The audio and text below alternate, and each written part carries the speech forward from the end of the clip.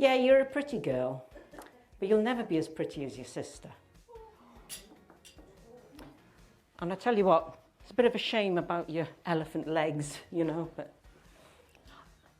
I'm just saying that for your own good, you know, because what I don't want is that when you hear people behind your back going, Nelly, the elephant legs, you'll be upset, won't you? Oh, for God's sake, what are you getting all upset about?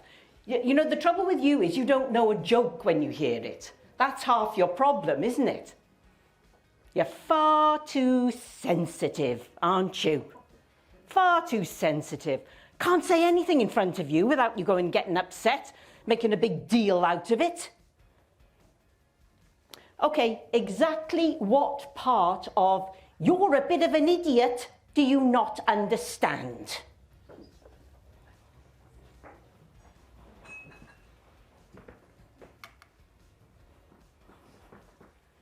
Raise your hand if you think no one should ever have to be spoken to like that.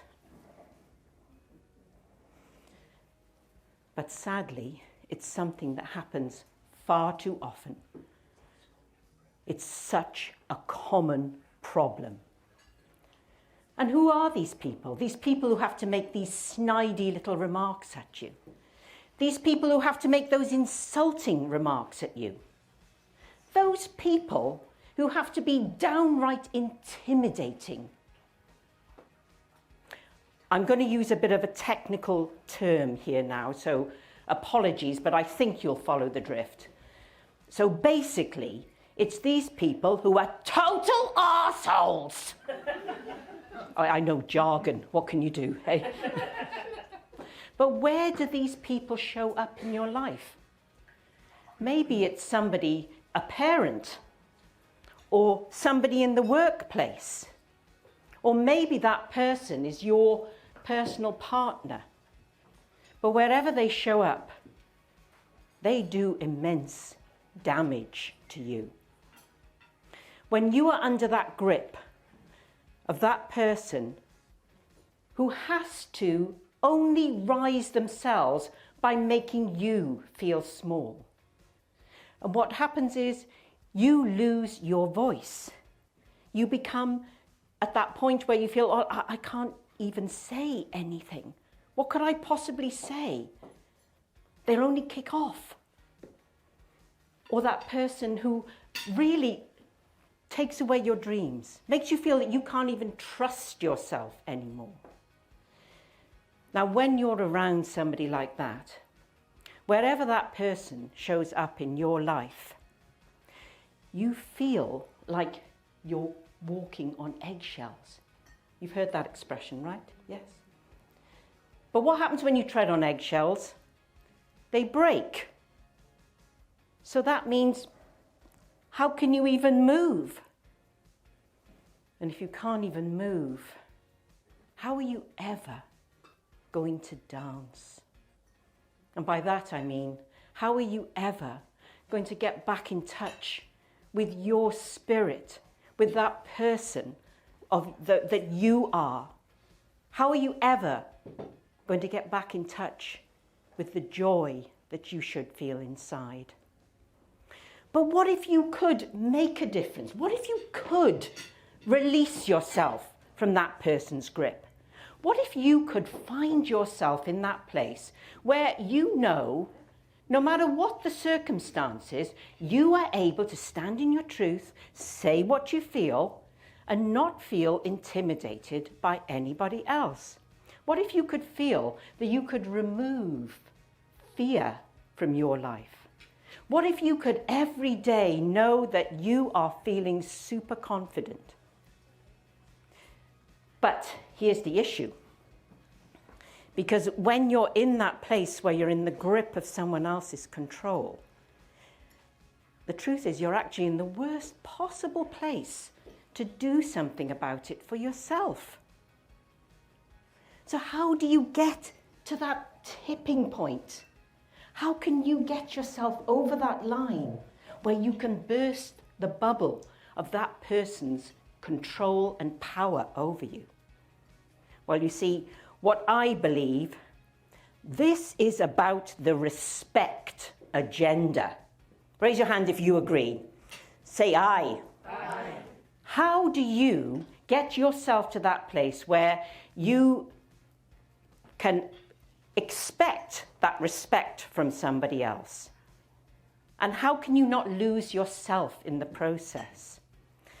Now, we know from statistics that here in the UK, for example, at least 1 in 3 women will find themselves at some point in their lives in an abusive relationship. And that's 1 in 7 men. So let's not forget that men go through this too. But we know that that is just the teeny weeny tip of a very, very large iceberg. Because a lot of the times when you're dealing with these people who are, well, we can call them difficult, and in a lot of cases, they're also quite toxic. We know that most of the statistics are just simply not reported. And if you've ever been in that situation where you've had someone who has had that feeling, that control over your life, you know the damage that it can do to you. So why is it important that if you're in that place, that you know and you can take action about it? Well, that first line that I spoke when I came on stage, that line where I said, "You're a pretty girl, but you'll never be as pretty as your sister."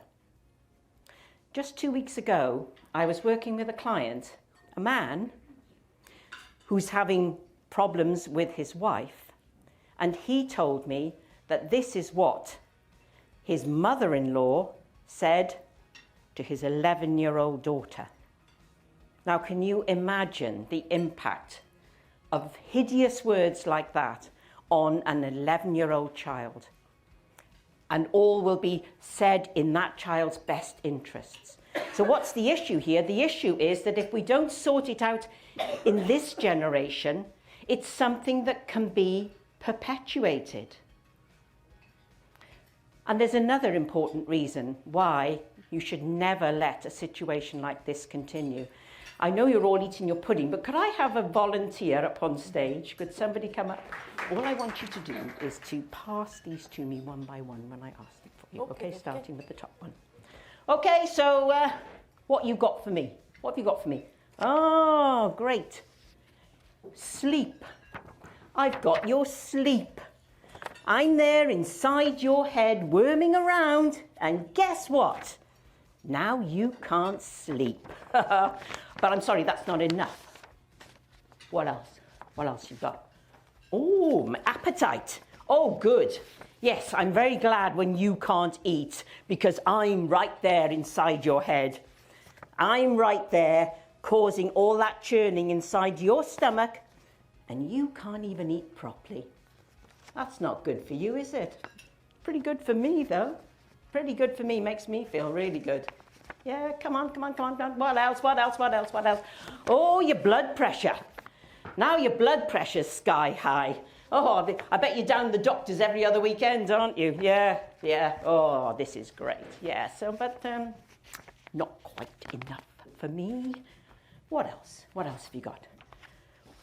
Oh, I've got your intelligence. Your intelligence now. That means you cannot think for yourself anymore. That suits me just fine. That really suits me. Come on, what else you got?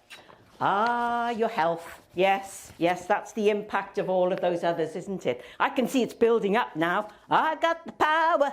Yeah. What else have I got? Oh. Full house. I've got your happiness. That's the end of you. Thank you so much for coming up and doing that, Paula. Let's give her another clap. So we have to make sure that we are not allowing that person to intrude on all of those aspects of our lives. Well, you might be thinking to yourself, why is this something that matters so much to me?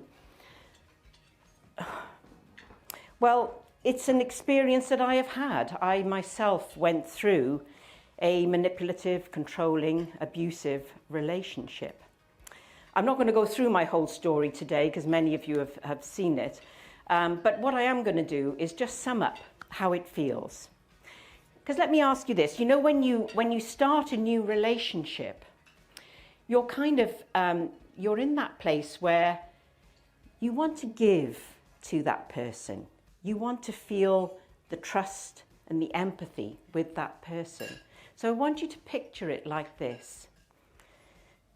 As you start a new relationship, it's like you're handing that person a gift box. So imagine that gift box. And what might be inside that gift box? Well, you might put inside that gift box your supportiveness for that person. You might also add inside that gift box your generosity towards that person. Maybe you would also add kindness towards that person. You're putting in all the fun and joy that you're anticipating will happen with that person. There's all your hopes for the future. They're all going in. They're all inside that box. And you also put in your love for that person. Isn't it true that the greatest thing you can give to anyone is your love? And there it all is inside that box, and you hand it to that person. And that person takes that box and squashes it and crushes it and mangles it until eventually they just toss it away. That's how it feels when you are inside such a relationship. And at the time that this was happening to me, I was head teacher of a challenging inner city primary school. So I wasn't somebody without a voice. I wasn't somebody without a power. I wasn't somebody without a status. And it's important to know that, because if you think to yourself, well, how do you spot a manipulative, controlling person? Well, the answer is, it's easy, because they're all around you. But the problem is, you don't know you've met somebody like that until you're already into that spiral of losing hope. And that's why, as I say, you're in that worst place to do something about that. As a result of what I went through, I lost my health. Oh, that was it there. My sleep, my appetite, all of that, all went. And so I had to make an important decision, which was to resign from my position as head teacher. And I started my journey of what I call recovery and discovery. And as I spent some time in hospital, when I came out, I had to relearn how to eat. I had to relearn how to walk. My muscle strength had all gone. But even more importantly, I had to relearn how to be Ruth Driscoll. And I had 3 burning questions that I needed to find the answer to. The first was, what was it about him that made him so pointlessly and randomly cruel? Secondly, what was it about me that had made me vulnerable to all this negativity? And thirdly, how could I be absolutely certain that this would never happen to me again? And it was as I was on this journey that I found that with all my experience as a teacher, with my experience in an abusive relationship, and with the person that I was, it was like, this is where my life is sending me. This is my why. I'm here because I'm in a perfect position to be able to help others who have been through the same thing. And that's why I'm proud now to have founded the Elegantly Empowered community, where people who need that support can get themselves out of that grip of a controlling relationship and be in that place of empowerment and freedom. I'm just going to show you a quick run through of the learning that we do in this community. So it's the elegantly assertive empowerment key. So there are 6 areas that we need to look at, and the first of those are principles.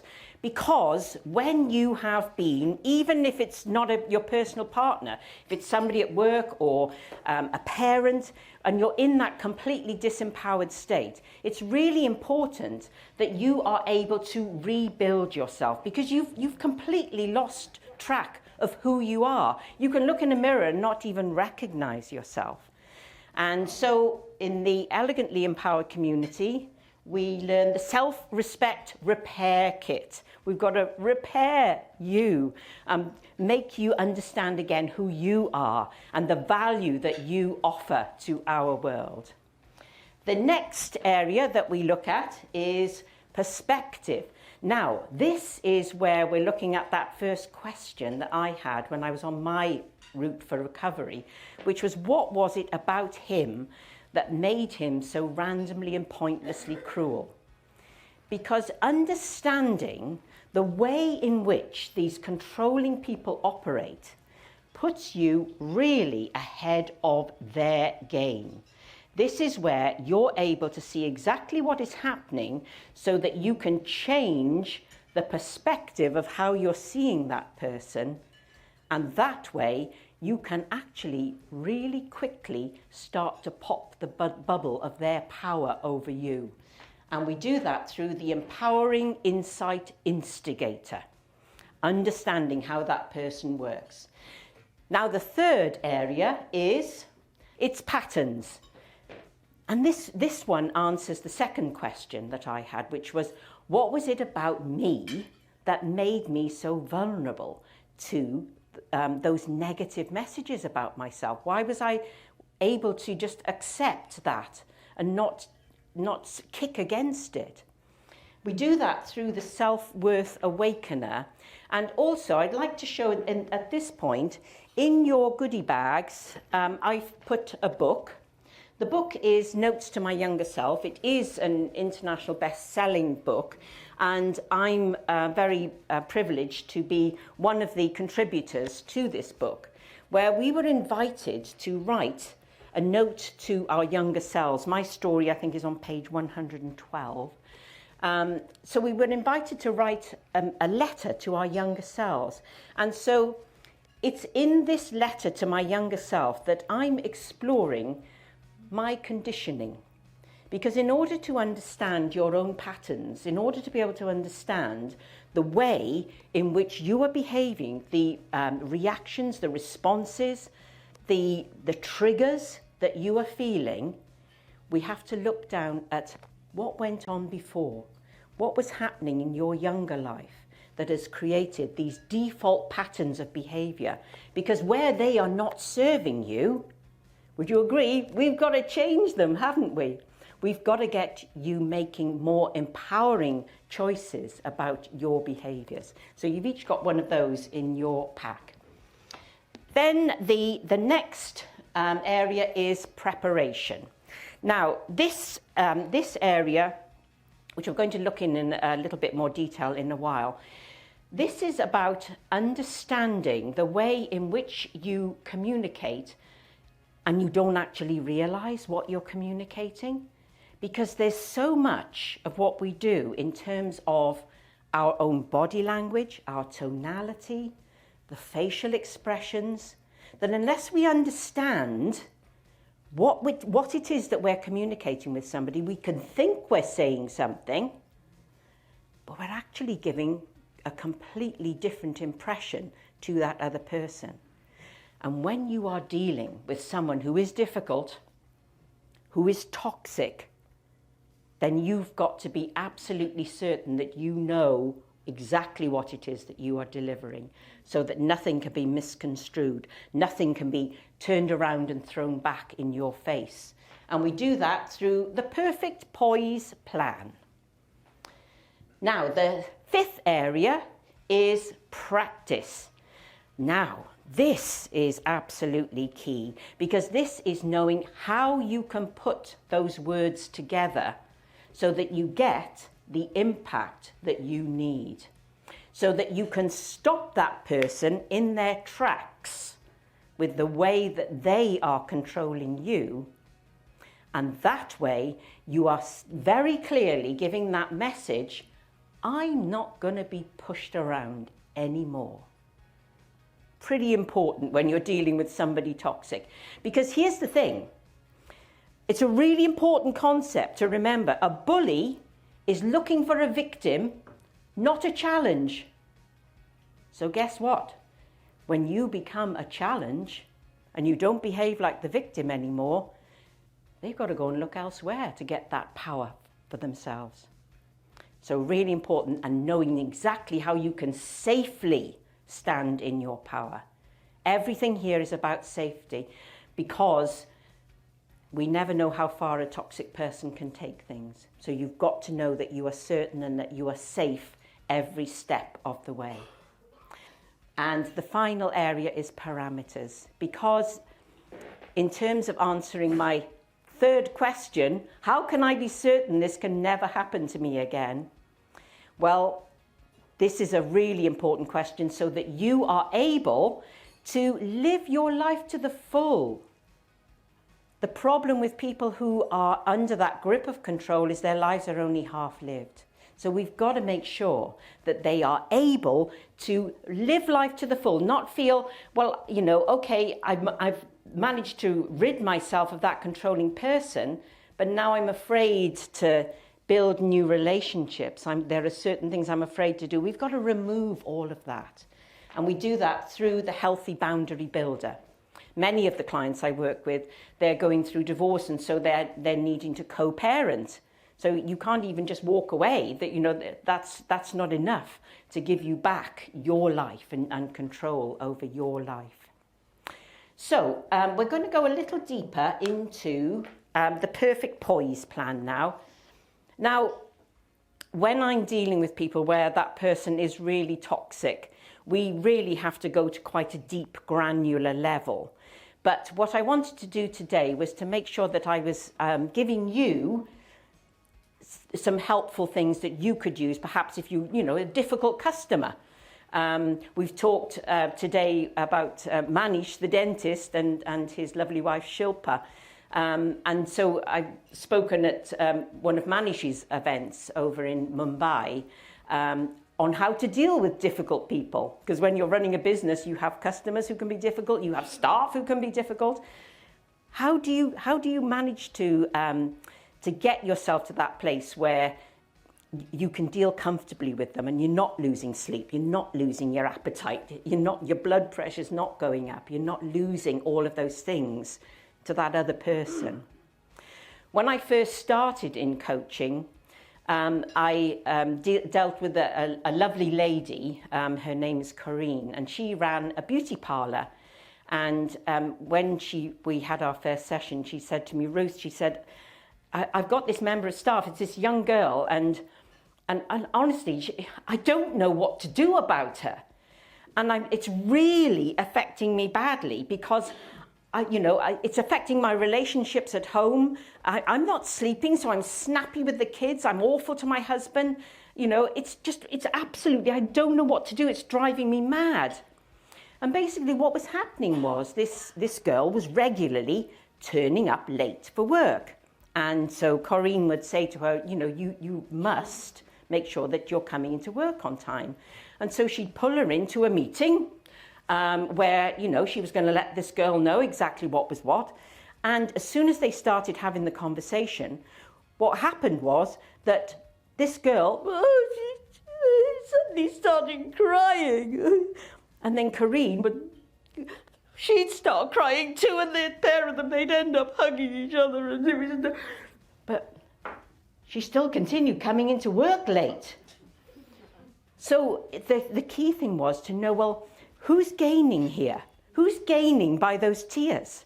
It's this young girl. She's gaining by these tears. And as soon as I said that, it was like a light bulb had been switched on. And Corinne said, oh my God, she said, I see exactly what has happened. So Corinne had to recognize her own patterns so that she could change those things around. And one meeting later with that young lady, problem gone. So things can be quite quickly turned around.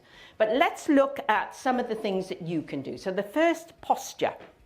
Now, this is about how you stand. It's about how you communicate, the way in which you present yourself.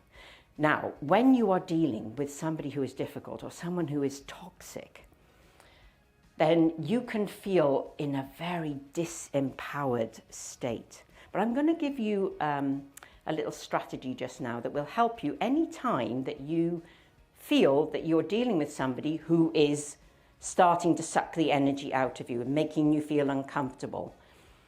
And it starts with a little story.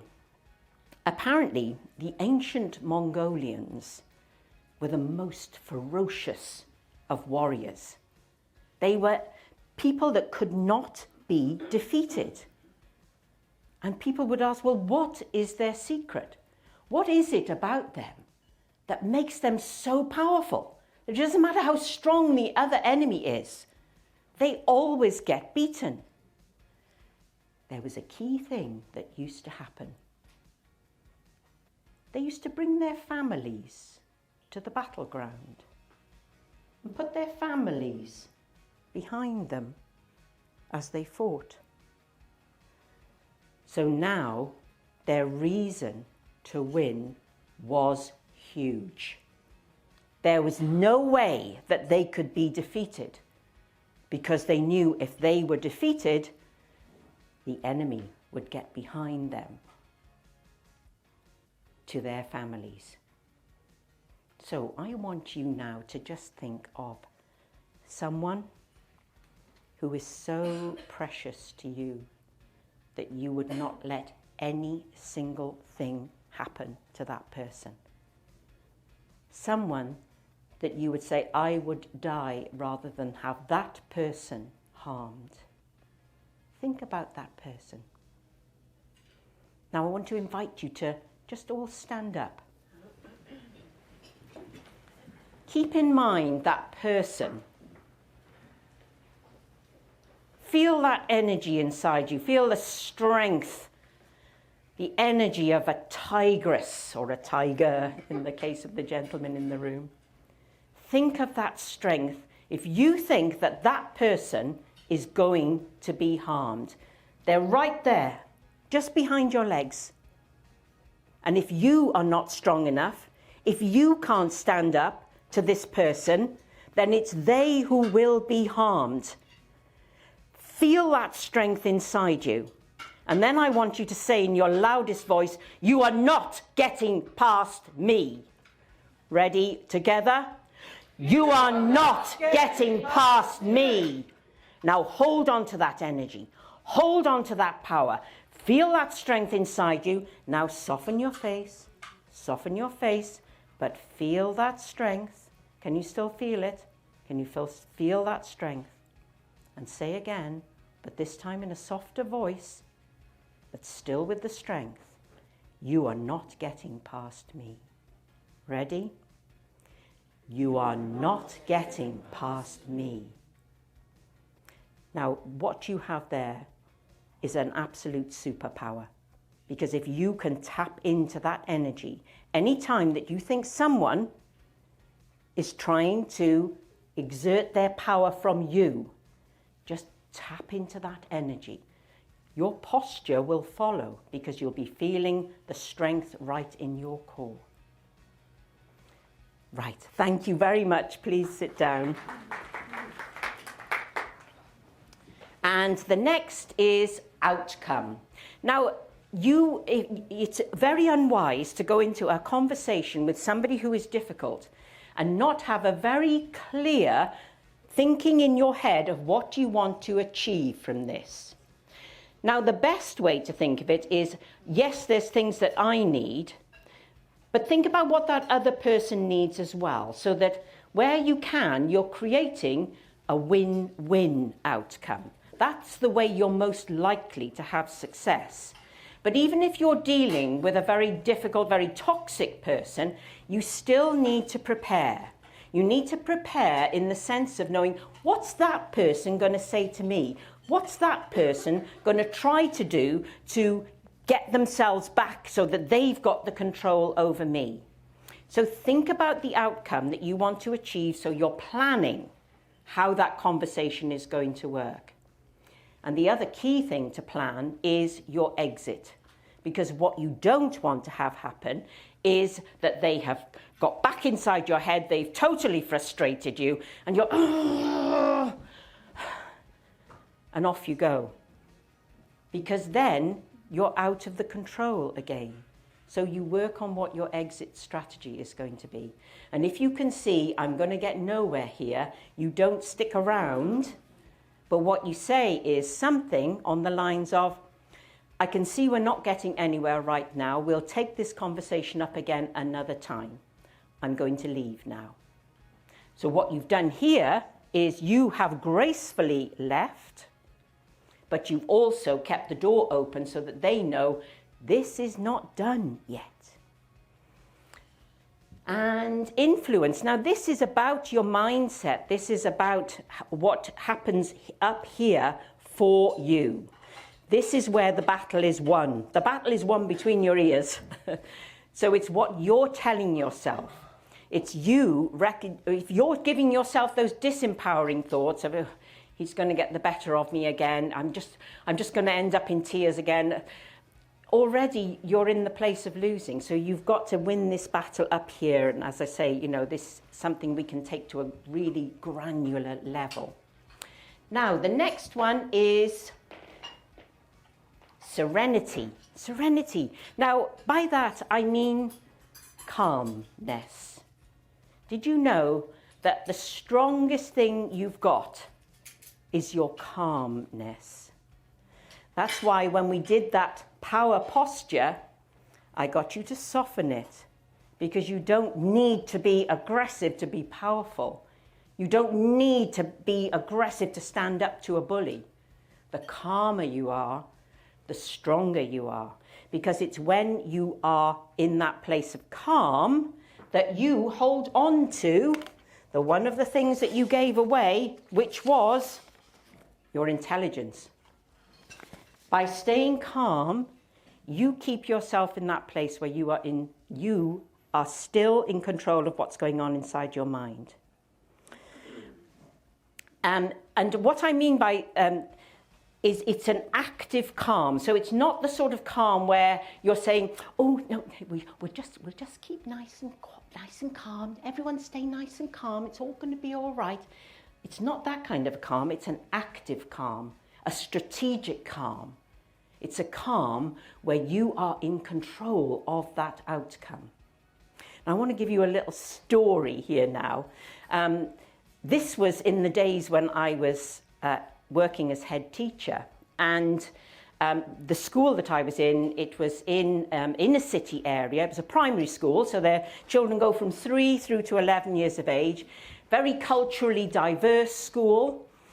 Lowest 5% of socioeconomic deprivation. What does that mean? Well, that means that it was a place of great need, a community that where there was a lot of poverty, a community outside where there were a lot of issues in terms of drugs and gangs and knives, and trying to bring up, you know, young families in an environment like that. Not easy, not easy. And we as a school, you know, they kept that feeling that we were the kind of the oasis of calm for these people. And I used to, you know, schools now, they close parents off at the school gates, but I wanted to keep that feeling where parents could come in, because seeing their body language and their eyes and their facial expressions, I could tell, you know, if something wasn't going right in their lives, and we could step in early. So on this particular morning, I'm as usual, I'm standing in the corridor, greeting people, giving them a smile to welcome the day. Hello, how are you doing? But 2 of our dads had obviously got into a little bit of an altercation. These were 2 Jamaican heritage dads. Now, you know, seriously, I don't know what they put in the water over there, But honestly, these were not men. They were mountains. They had biceps like footballs. And the two of them are walking down the corridor and they're forehead to forehead. And I'm sort of, oh my God, I've got little children coming through. I've got mums with buggies coming through. What am I going to do? Well, sometimes you don't even get time to think, do you?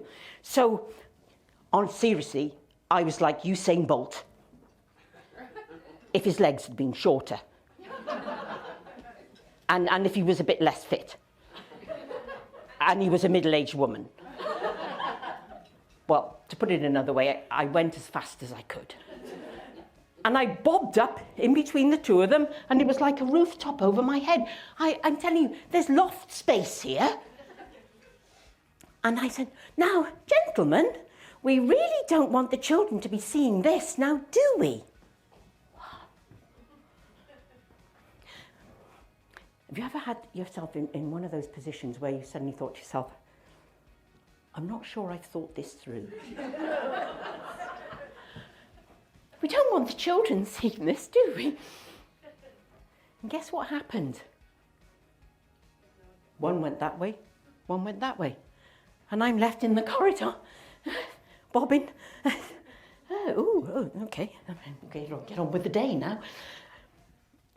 And later on, I spoke with my premises officer about it, and he said to me, Ruth, what were you thinking? I'm not sure I was thinking. He said, what were you thinking? He said, anything could have happened. You should have called me. And I thought, should I have called him? Because I rather feel that if I'd introduced another alpha male into this situation,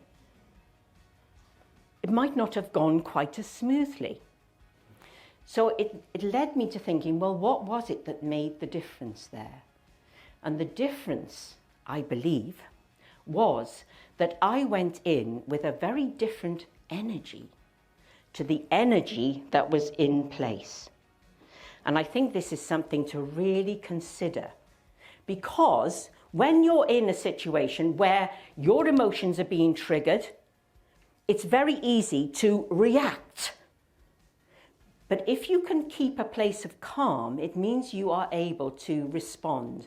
Therefore, you're able to think more strategically and put in place an energy that doesn't escalate a situation, but that actually brings that energy to a level of calm. So I think I would like to say I'd done it in a strategic way, but it was one of those things that just sort of happened. But I really thought about it afterwards and thought, well, how did that happen? And I believe it is about the energy that you bring to a situation and the power of that energy of calm. And the final one, this is emotions. Well, this is a huge area.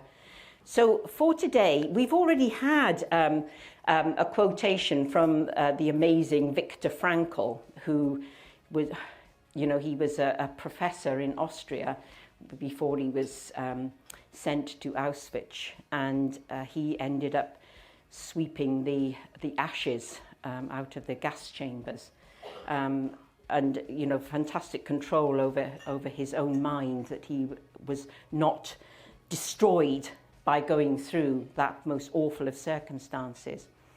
But there's a quote of his that I use regularly. I use it a lot with the people that I work with because I think it's so powerful.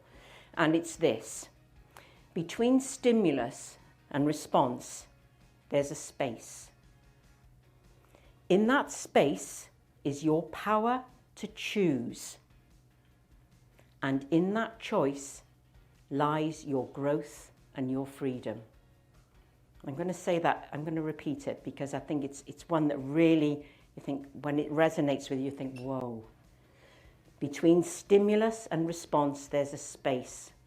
It can be a split second. In that space is your power to choose. That's the power place. You can choose from here. You don't have to react because you've always reacted in a certain way. You have the power to choose a different way of responding, because in that choice lies your power and your freedom. Now, I'm going to put up here this is a QR code, because if this is, if dealing with difficult people is something that is affecting you or even someone you know, you can have a complimentary call with me just to talk through what is happening in your life. And I promise you, there's a way out there. This is the thing. When you're here, you don't know how to get to that tipping point. And this is the way. And so quickly, you can actually turn things around. You've got the Notes to My Younger Self book. And another key thing to know about this book, because there are 18 authors in this book, of which I'm privileged to be one, where we're giving our messages of hope and help to everyone. And inside this book, 'cause it's not a book that, we encourage people to hang on to. We want this book to travel. And so inside, you can see there are some squares for you to write your own message of hope and help, and then pass it on to somebody else that you feel could benefit from hearing some of these stories.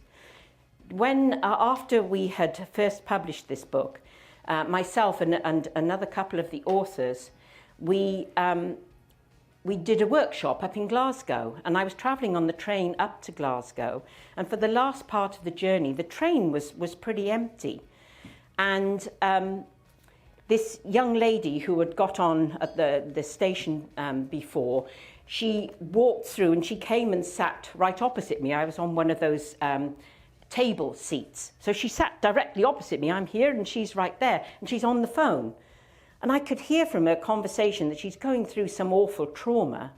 And when you're trying not to listen, but you can't not, because they're right there having a very intimate conversation.